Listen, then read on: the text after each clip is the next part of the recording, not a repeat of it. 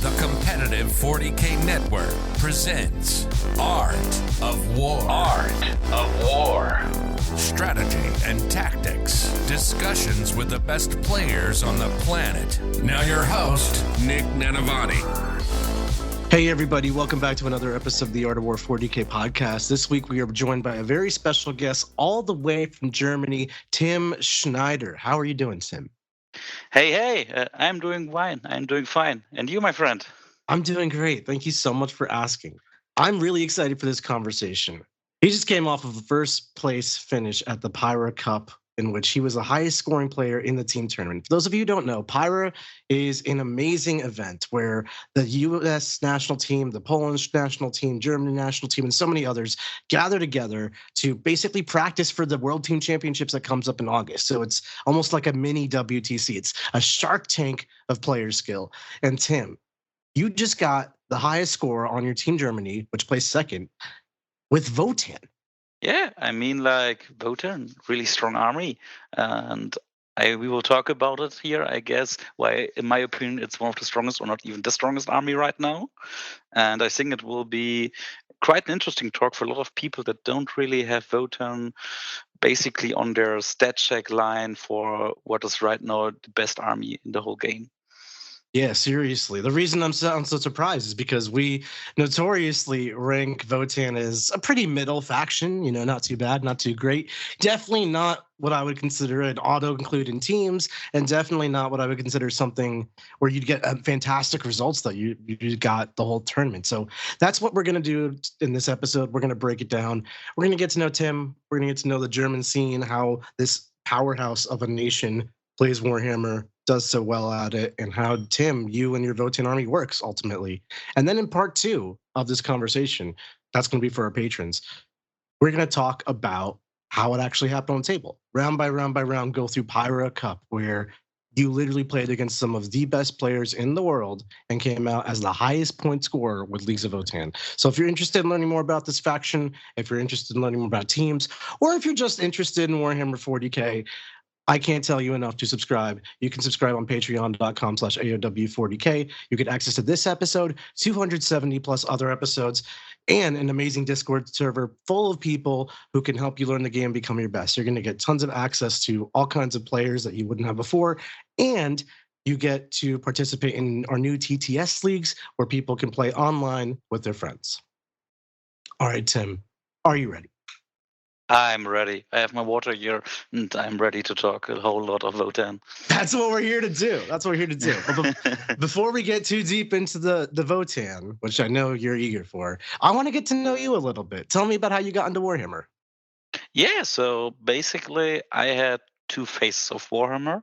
So, like, the first time I played 40K, I would say like 10 years ago, like I was basically still a kid, and like I saw Games Workshop, went in there, made like a little practice game. It was quite funny, and I started it. And then after half a year, I realized I don't have the money to play it. Like, I don't really have the, I wouldn't say time, because you have the time as kid, but it still was like, I had, I think, a land speeder, 10 space marines. And I think I for Christmas, I got Black Reach, the old starter box. I don't know honestly from which edition it is, but like this was like my first contact with that whole 40K universe.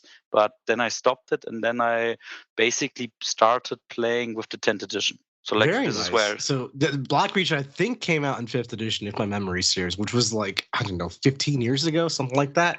Yeah. That's like a long time to just like not play Warhammer and then get back into it. What got you back into it? Basically, it was like I saw some of my old friends where I started 40Ks, like were like, hey, we want to start this Warhammer 40K again. We have time now. We have the money. And I was like, hey, you know what? Why not? Let's hit it up. Let's see. And this was like the starting thing. And then we saw that we can play it online as well on TTS. And from this point onward, I started like, okay, play some online, play some real life. Okay, I played good, then see who can be better than me, played the first local tournaments, played the first bigger tournaments, and so on. This was like my whole way how I got into 40K, and also how I got into competitive 40K playing. That is really cool. I love that like story back into the Warhammer. I mean, I feel like everyone has their own unique story in how they got into Warhammer. It's just really cool to learn that about somebody since we're all bonded by this hobby. But of course, this podcast is competitively focused. So, Tim, there's a long way to go from I'm dipping my toe, getting back into Warhammer, Space Marines are cool, to getting on your national team, becoming the top scorer of your national team, and doing it with a faction that is, at least on this side of the world, not viewed so strongly. Can you walk me through that journey a little bit? What was your progression? Totally. So like the first thing was basically like I searched at the start for an army, and it was like, okay, my friends played Tower Empire and Guard, and I tried to go for orcs, but it was, at least in our opinions back then, a bit boring because it was like, if I don't make the charges, I die. If I make the charge, they die. And so I searched for a new army that is kind of shooting as alike, and I saw, hey, Leagues of Votann came out new. Why not start this army? And then like I was playing this old list where you played like 6 Sagittars, 20 Terminators, some Thunderkins, so like really old style that everyone played. And I don't want to sound arrogant, but like I won. It was like there was no real break for me. And then I started to be like, am I just good? Are the others are just bad, or is this just not the competitive field I'm on? Like then I tried to go to my first tournaments, like some local RTTs, and I won there as well. And then I pushed myself to the point where I was like, okay, you know what? Now we drive to the next big tournament, and I just want to see, okay, where can I play against people that stop me, and where can I actually get a kind of a wall that I need to face, and I also need to think about how should I keep playing. And this is where like my first bigger tournaments came in, and where I first time had some contact with like players on national level in Germany, and they stopped me. They beat the shit out of me, and I was like, oh, this is how you're supposed to play 40k competitive. And I was like, but I can do this too, and I can do this with this army as well. So you know what, let's grind this army down to the point where I know everything about this army. Like a little bit of spoiler, I think I have right now nearly 500 to 600 games with Votann. And about 300 of them, I would guess, are competitive at least, or against competitive people. So I'm quite deep in all this. And this was like my plan to basically become, in Germany, best faction Votann. And at one point I was like, you know what, and now I'm even trying to go for winning the German championship of best player. But like, this is a story that will come later into hand. But yeah, this was like the basic start for me, how I got into it and how I wanted to improve myself and play better and better. Very nice. Now, I can totally understand that surrounding yourself with players that are better than you is like an amazing way to learn this game, and probably the most effective way to learn this game, honestly. Yeah, totally. What would you say your play style is, and how did you figure that out through years of playing it? So like, my playstyle at first was basically a really aggressive playstyle. Like I was looking at what is my army doing. Okay, I have a lot of scout moves. I can alpha strike, so I should be aggressive. And it worked against a lot of, let's say, mid-table players. Because like a lot of times they were just basically got off on the wrong foot. So, oh my God, there's now 6 Sagittars in my face. What can I do? Then they fucked up their target management and then they lost. But when you started to be like on the better tables, to be on the higher competitive players, they start to move block you somewhere, and then you lose just with this playstyle. This was like how I changed from, okay, I'm going brain dead all in, to, I would say, still a super aggressive playstyle that is safe. I don't know if it makes sense, but it's like I try to go all in, but on the same side, I try to move block everything so I don't get that much shoot back at me. And it sounds like a really amazing play style. Somehow I get really aggressive, but I don't take damage in response. I wish I could figure it out. Totally. It's like it's not that easy, and it has basically a lot to do with like doing the math on some of the Votann units, as example, like Hekaton Land Fortress, to have in your brain how much damage you can take before you actually die, or how much the enemy need to show to kill you, and then basically try to find the best angles for everything, to say, okay, if I stand here and he doesn't place his 3 tanks exactly on this flank, he can only shoot with 1 tank that shouldn't kill me and all this shit. It's like really hard to explain in one way. I think the best way would be if I could show you some video footage. Of course, I cannot do that right now, but this is like the main thing. Like, I push aggressively, and at the same time, I'm trying to be safe in terms of I can do the damage control. How much will actually shoot back at me? How much will actually melee back into me? Can I basically stop my enemy from murdering me too fast? It sounds very similar to Eldar to me, because Eldar can be a very aggressive army with their speed, and they can also use move blocking to stay alive through not letting your opponent hit back. So this could be something like you're infiltrating Jaegers, moving and advancing turn 1 and being a giant move block, trapping someone in their deployment zone while you stage the rest of your army really aggressively. And maybe you get hit back a little bit, but because you're controlling some of the damage, you're leaning into that Votann toughness to take the hit and then continue on with your forward pressure. Is that the idea?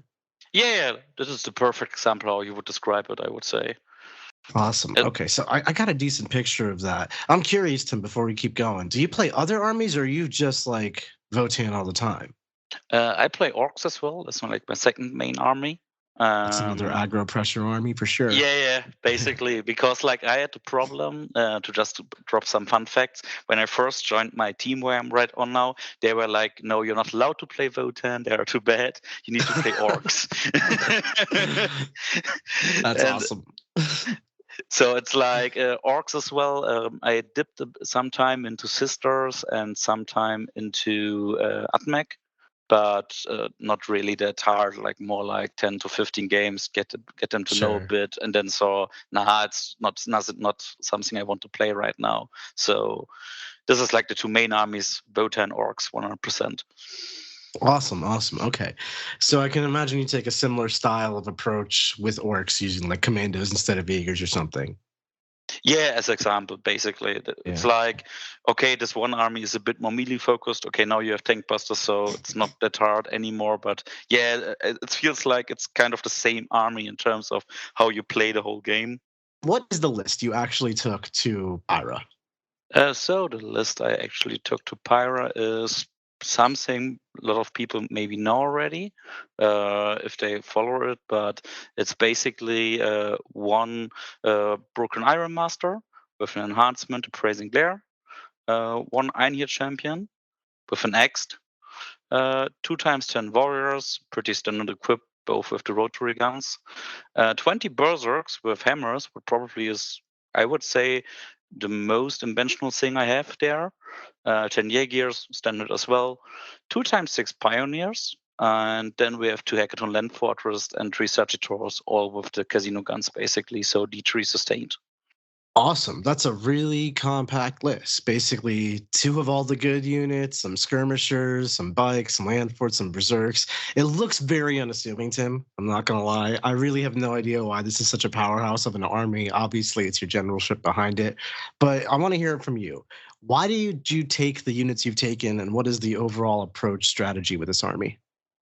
Yeah, so basically, to start with all of that, I would say every Votann army needs to go with 20 warriors, because like they are the backbone of our army. They're super cheap in terms of how they do actions. They make objectives sticky, and they still can do some damage, especially with the Sagittars. I still think that the packages were basically for, I think, how much point is it? 165 points.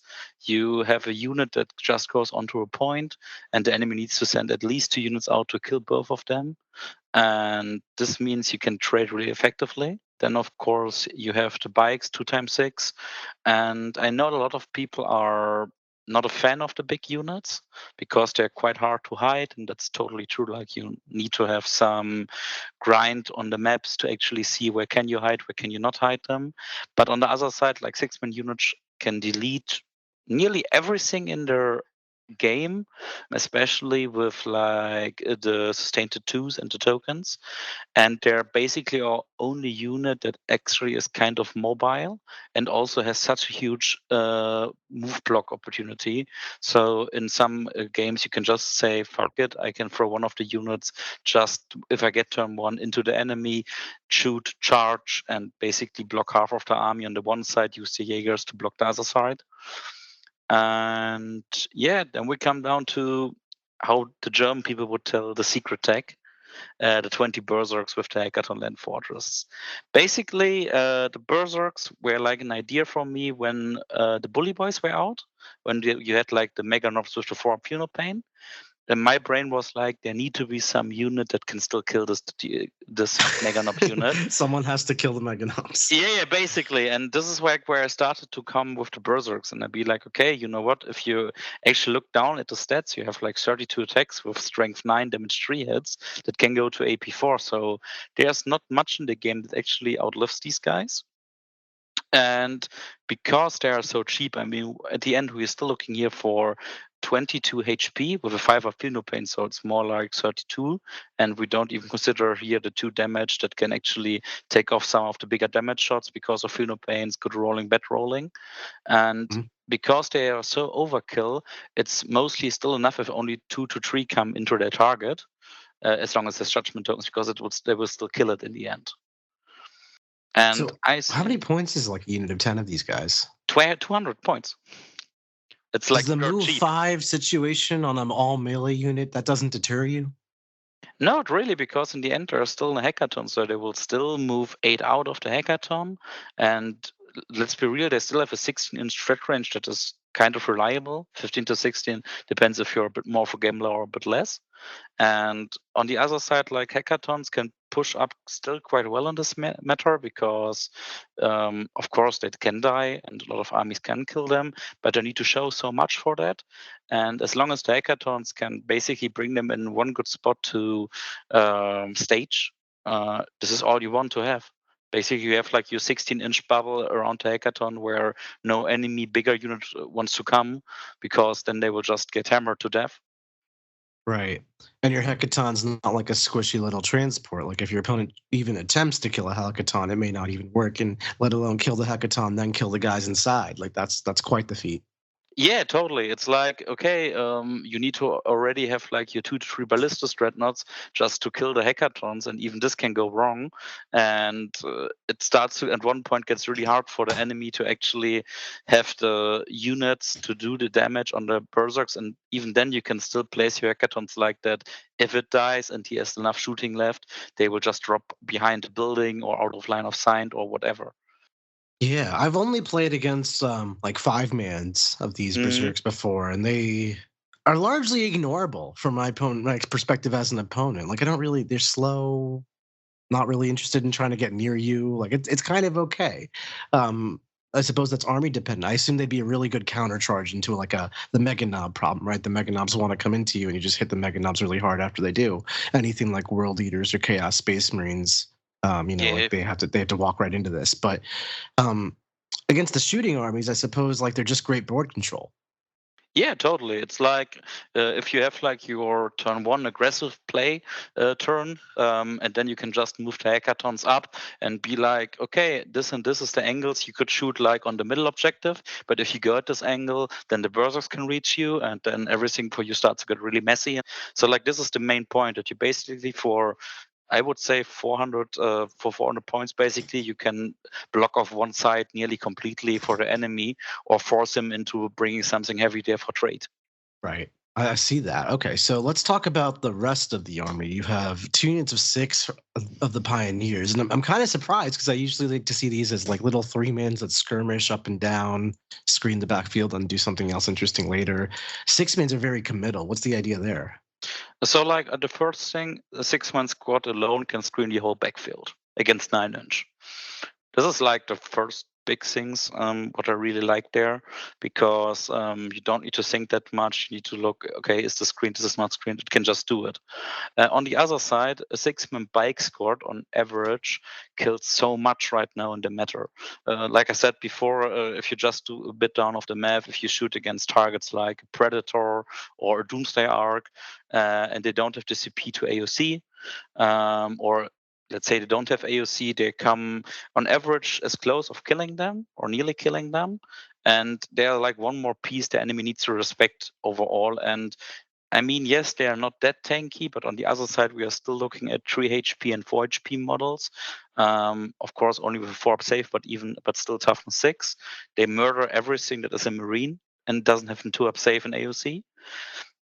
And they are basically also like your killer when it comes to hordes. Like one of the spike squads can pick up about 2 science squads on average. I mean, I wouldn't say average, but like they can basically pick up 2 science squads if they don't have the defensive order and you got to sustain 2 hits, or they can kill the elder units pretty quickly. It's like something that hits really hard and is still kind of expendable because it's only 180 points. Yeah, it's a very interesting way to look at the resources as trade pieces. You know, I think of a 6-man bike unit, and I'm like, I want this thing firing all game. I don't want to lose this. But in your aggressive style, you have to be much more comfortable losing your assets and pushing forward with that. If you are listening to this, it probably means you play Warhammer 40k. And if you're playing Warhammer, you know you need a lot of dice.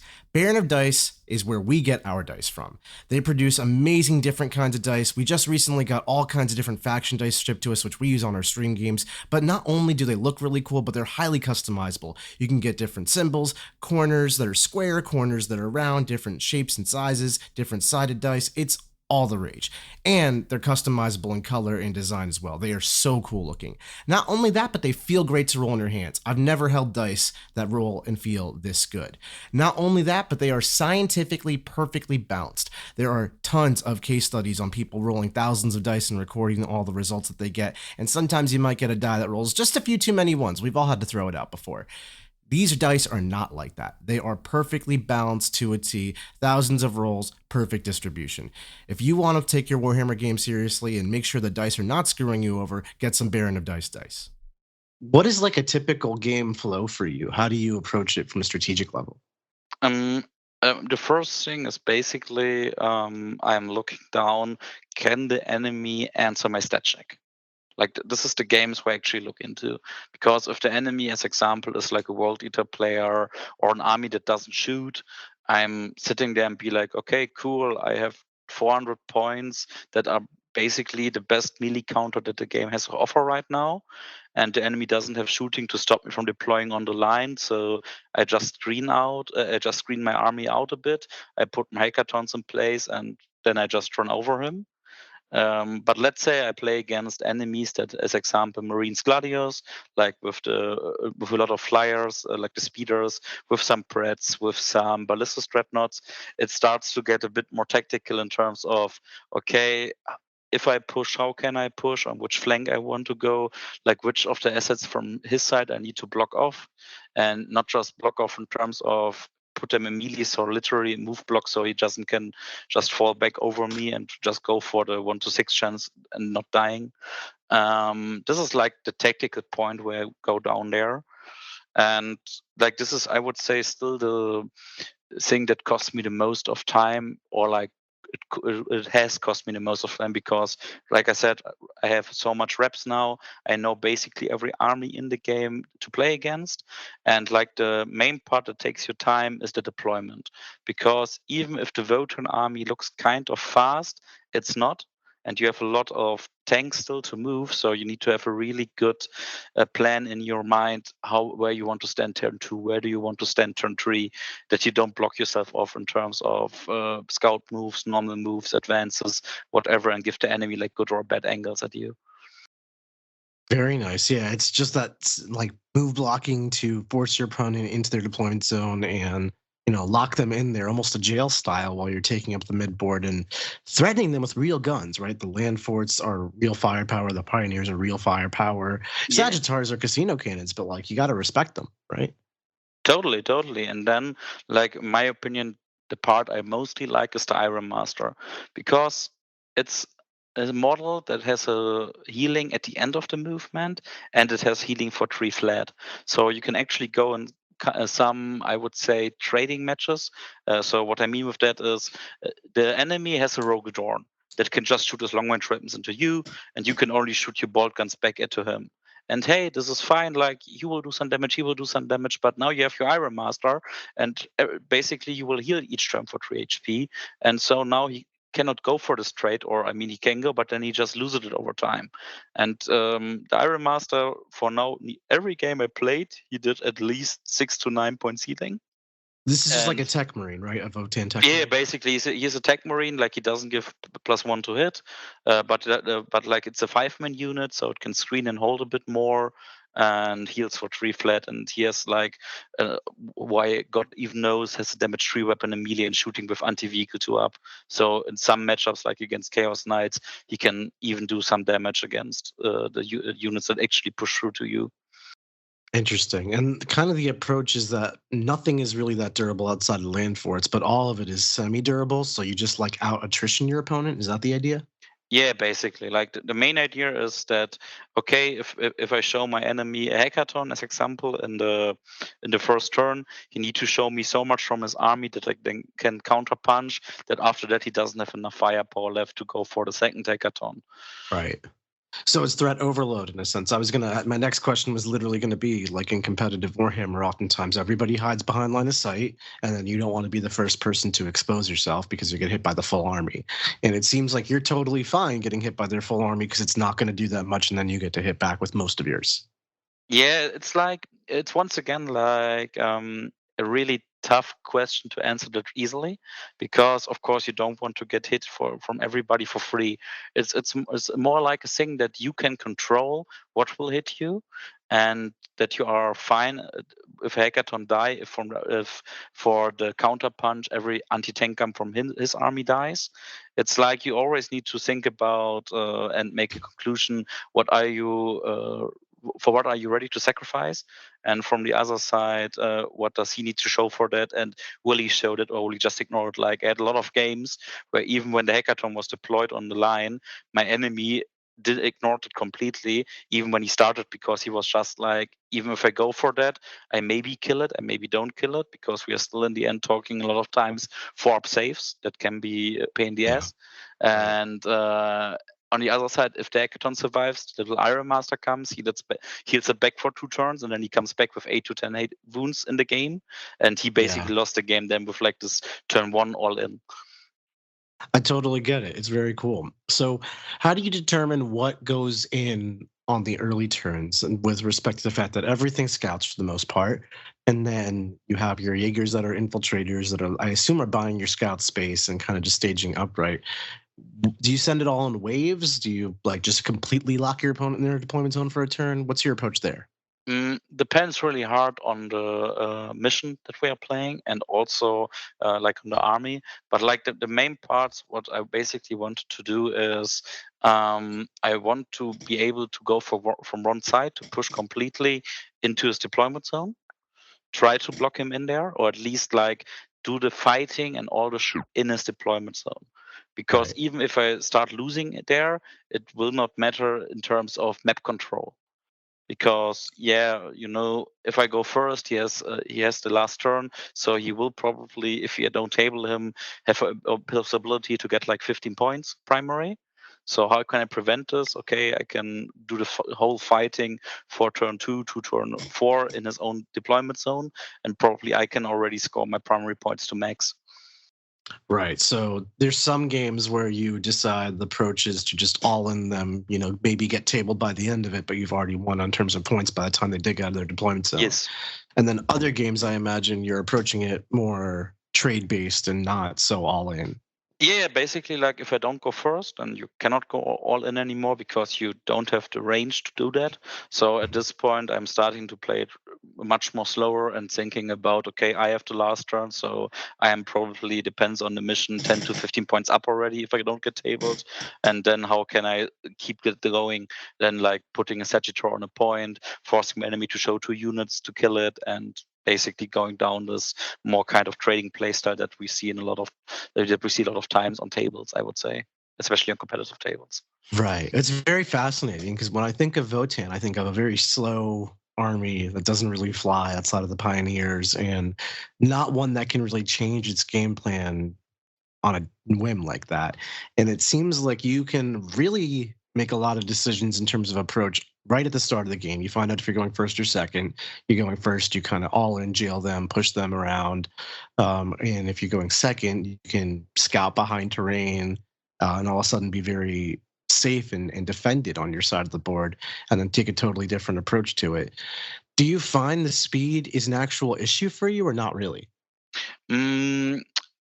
It depends, but I would say most of the times no. It's like if you know how to place your army, if you know, okay, everything needs to be placed that every piece in my army can get to the point where the other piece was. So like a Hekaton always stands in 10 of the other Hekaton. There's not that hard of a problem, but of course you feel it that like a lot of armies right now in the game has they have movement 14 plus d6, they have advance and shoot. You don't have all the shit. You play fair 40k. You don't have 100 tricks. You only do your normal movement, your normal shooting, and that's it. And that's why you actually need to use your base rules, your core rules, to the extent where you use every single bit of out of it. So to give you an example for that, let's say the enemy has 5 scouts, what is pretty standard for the Space Marines, and he places them in the middle of the board, and then he uses a scout move to go back to the wall. So now he basically blocked off my shooting, but let's say he still stands into one of the walls, so I could charge him. So what I would do most of the times is I charge at the scouts with the Hekaton to get more movement, but stay outside of one of the scouts. Then you can use your 3-inch pile-in to go basically 2-inch to pivot and 1-inch to go slightly closer with like your back part of the Hekaton to the last scout in the line.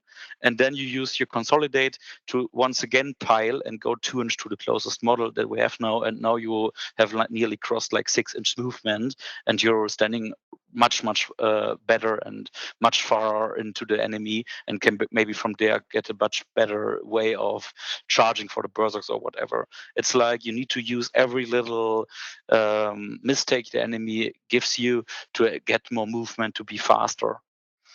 Yes, right. I remember this from back when I was playing Death Guard back in the days. Like, my best into winning a game was basically getting a charge off, and I get to move 2d6 inches. Pile 3, consolidate 3. Yeah. Now I'm like, oh, I'm up the table all of a sudden. I imagine there's a lot of similar stuff with Berserk. Someone gets a little too close, and you can really capitalize on it. Yeah, totally. Then you go for swing charges and everything, because like, of course, once they are out, they are slow. We don't need to talk about that. But like the main point is, if they ever come out, they got their target, they got their points.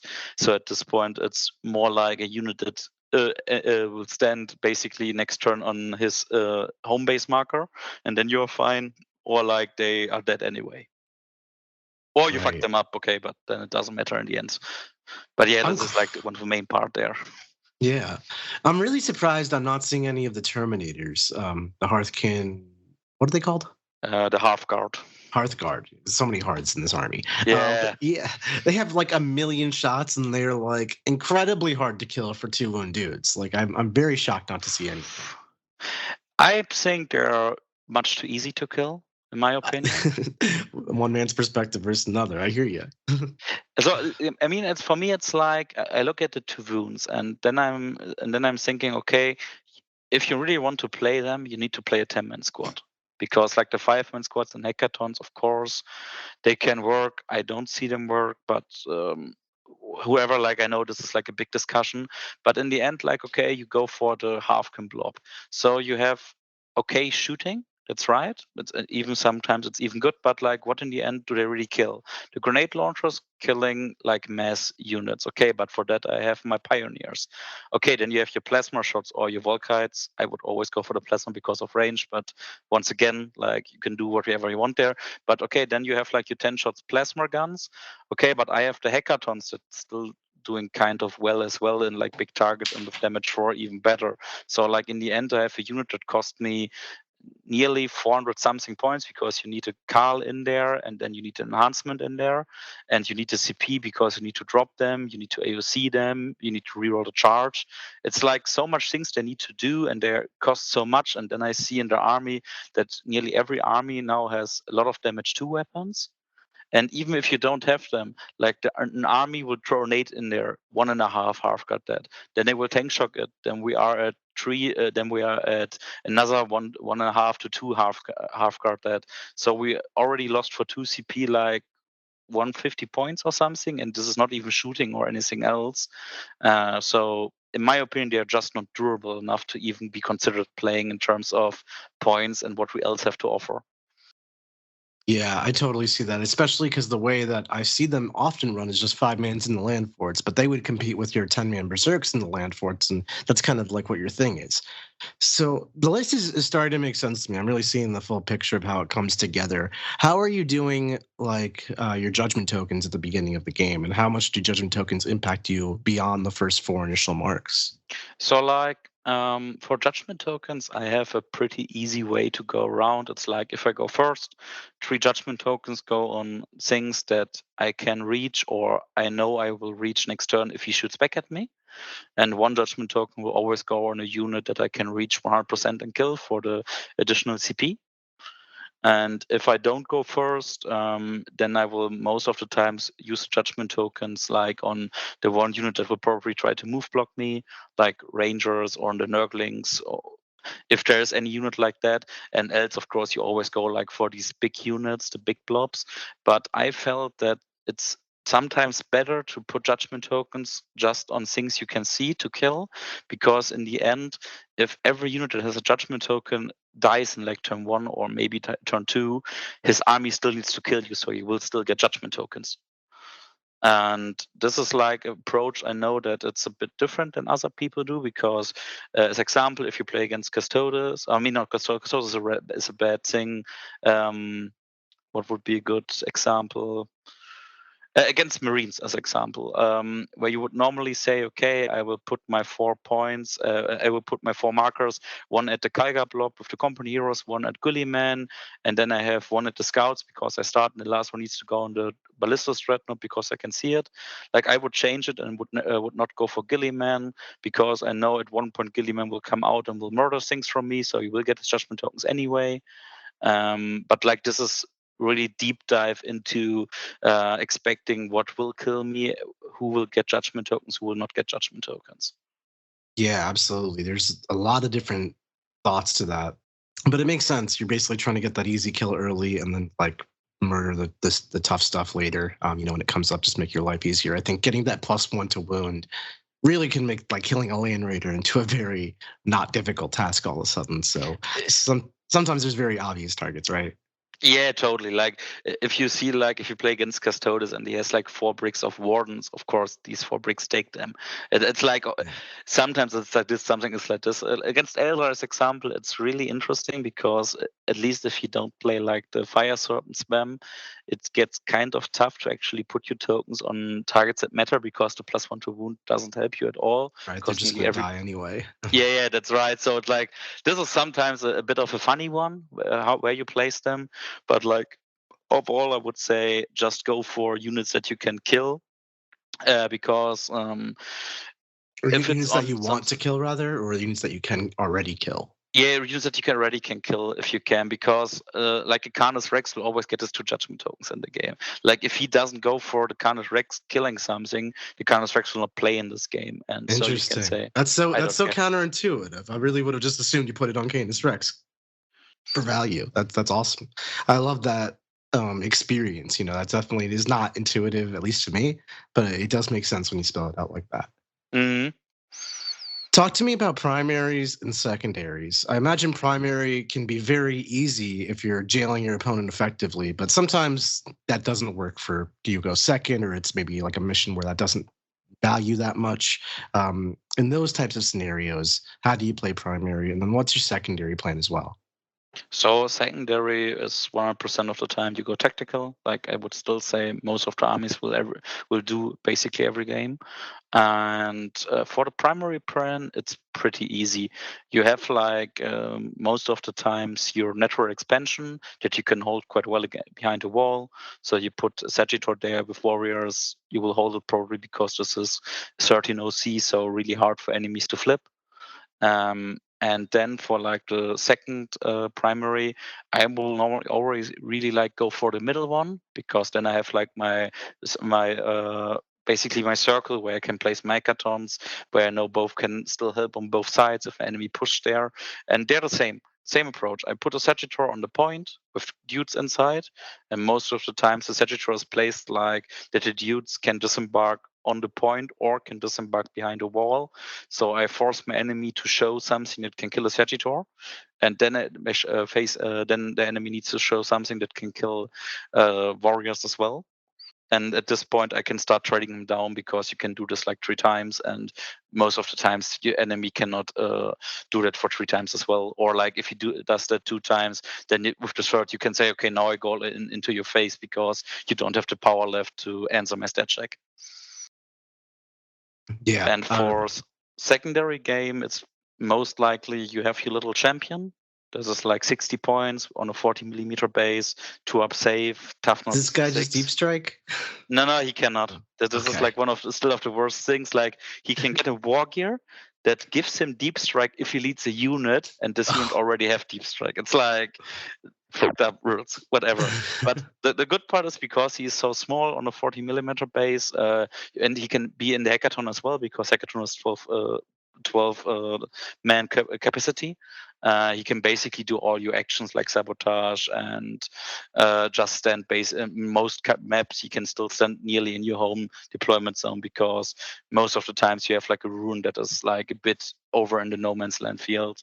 So secondary wise, you never have a hard time doing that, especially because the Sagitors have also the rule with advancing, and after the advance, get out and still be able to do actions. Yeah. Okay. So do you find secondaries are rough on your army? Because I imagine it's you have enough pieces to do them early, but as you start the trade war and stuff, like a turn 3 containment might get really difficult. Yeah, sometimes it is. I mean, in the end, you still have your bikes, can maybe do some of the shit, but it hurts, of course, if a 6-man unit needs to do that. Right. That's why I was liking the 3s, but I mean, the 6s make sense for how you're playing with them. The secondaries suffer for it. Yeah, it's like most of the times for the first 2 turns you have your warriors, and from the third turn onward you have your characters that can do the actions, or like a lot of them still. But yes, like at one point, if you start to draw like turn 4, turn 5, you draw like 2 of the action things, it starts really to go down there. So that can be a bit of a disadvantage there.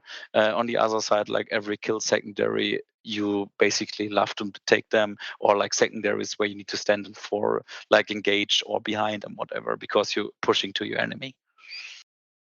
Very nice. Okay, so just a couple more questions before we head off to part 2. What about your command point situation? How do you manage your CP?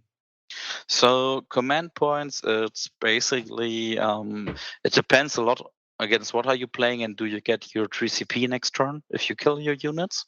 So I would say 5 out of 10 times I would go for redraw turn 1, just so I can go into the enemy phase with 2 to 3 CP, because then I can heroic, I can AOC, I can shoot back, what is still like I think one of the best strats we have in the Votann Codex. And so the enemy cannot really go against you as well, but Votann is like a fucking CP destroying army. Like Votann wants to have 3 CP per turn, it feels like, and you basically only have your once per game ability to actually get CP with the kill. So at the later parts of the game, it gets really down to, okay, what do I really need to spend? It helps a bit that AOC got nerfed, so you don't need to think about that anymore, really, because you normally never really use it. And yeah, this is basically bringing you down to 2 core strats you always want to use with sustained 2s in shooting, and most of the times I would say reroll for charge, sometimes the AP and everything, but it's rough. Like you need to actually think a lot about where do you want to use the CP, how much CP will I need next turn. Also, because an enemy can still every turn basically go somewhere and just go into melee with you. So you need to have the CP there to get fallback, shoot and charge as well. So that's the main point. Right. So just like having enough CP available to you to have utility strats open. Yeah, totally. It doesn't seem like that too strict of a budget. Is there anything you ever really need to save your CP for? I mean, it depends, because in the end, I would say no, but it just feels better if you could always fallback, shoot and charge and have the sustained hit too, because like this is like your biggest damage strat there. But of course, you don't need it. Like it's not like other armies that need like this one strat every turn, like Eldari that need to fire and fade because else the unit is just dead. Yeah, it's not a guaranteed plan that you're trying to execute. I'm with you. Yes. It sounds like you just play some good old fashioned Warhammer, and you play going first very aggressively, and you play going second very reactively, and your army is really good at adapting early to the correct situation, and then you just have enough damage and enough durability to kind of out attrition people. It's very honest, but I really like it, Tim. Yeah, this is what I say all the time to my enemies. No gotchas, basically, just some old good 40k with dirt cheap units.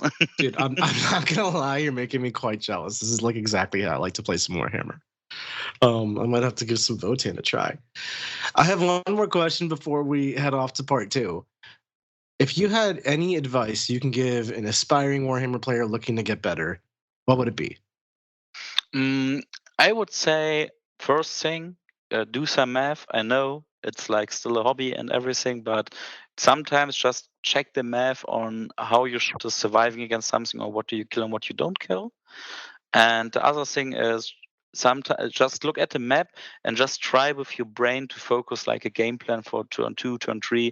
How do you want to play this game? Because if you have once this kind of a clear picture how you want to do things, just go for it. And then also, if you go for something, like you go for an all-in or everything, just do it with everything. Don't be like patient or then be scared it could happen bad or so, because then it will be really bad if you don't push everything out.